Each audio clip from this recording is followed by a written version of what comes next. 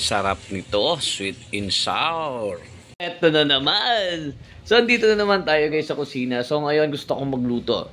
So, namalengke ang asawa ko, bumili siya ng isda sa bato. Yung tatawag namin dito, katambak, men. So, ngayon, lulutuin natin.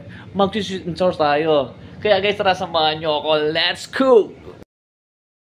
So, ayan men, yung 4 na pirasong isda sa bato na katawagin sa amin ay katambak. Para yan yung mga ingredients. Luto tayo guys. So, syempre, lutuin natin ng isda. Bago tayo mag-sweet and sour guys. Ayan. Ayan, luto na. 2 down.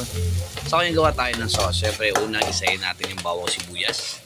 Lagay natin, syempre, guys, kamatis sa red bell pepper. Isayin natin. At saka yung luya o ginger, man. Sasabay natin yung carrots. Nako, yan. Mekos-mekos na natin to para mas madali.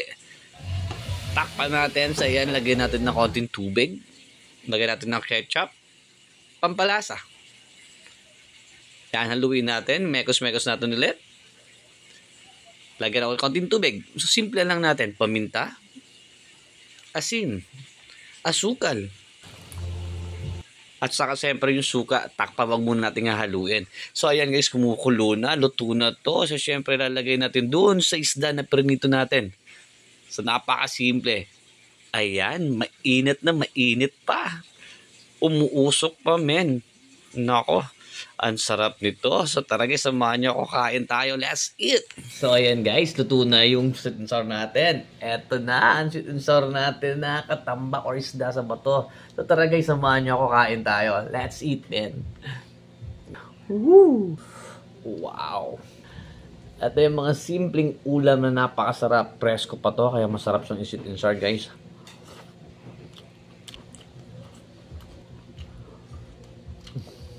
Sarap nito basta presko ya. Ito yung paborito ko.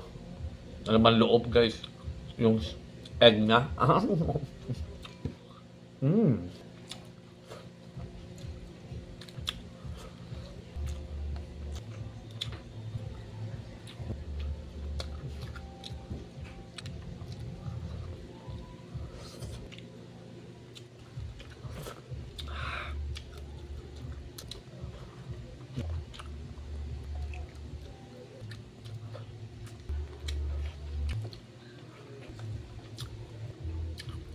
Ito yung pampinali.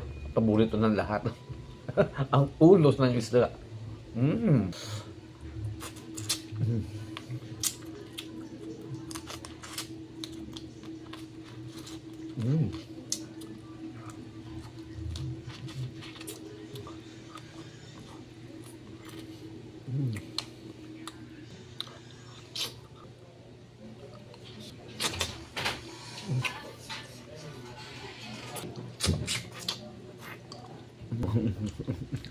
Yummy.